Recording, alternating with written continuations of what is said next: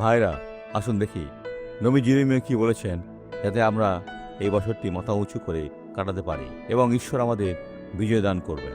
জিরেমিয়া 11 অধ্যায় 6 পদ, এতে লেখা আছে, আর সদাপ্রভু আমাকে কহিলেন, তুমি জিহুদার নগরে নগরে ও জেরুজালেমের সড়কে সড়কে এই সমস্ত কথা প্রচার করো। বলো, তোমরা এই নিয়মের কথা শুনো ও সে সকল পালন করো। পবিত্র বাইবেলের প্রতিটি শব্দ শুনুন, যাতে ইতিমধ্যেই প্রকাশ করা হয়েছে এবং যেগুলি এখন আপনাকে দেখানো হয়নি, এবং যা বলা হয়েছে তাই করুন, কারণ তাহলে ঈশ্বর আপনাকে বিজয় দান করবেন। তিনি বলেন, নিয়মের কথা শুনো ও সে সকল পালন করো। একবার আপনি তা করলে ঈশ্বর আপনার জীবনের প্রতি তার প্রতিশ্রুতি পূরণ করতে শুরু করবেন। আসুন প্রার্থনা করি। পিতা, আমরা প্রার্থনা করি, আমরা তোমাকে ডাকি এবং আমরা মন্দকে পরাজিত করে পশ্চাৎপদ স্মরণ দাবি করি। দুষ্ট এই ব্যক্তির জীবন থেকে বেরিয়ে যা, এটা একটা আদেশ যিশুর নামে। ধন্যবাদ প্রভু এবং আমেন।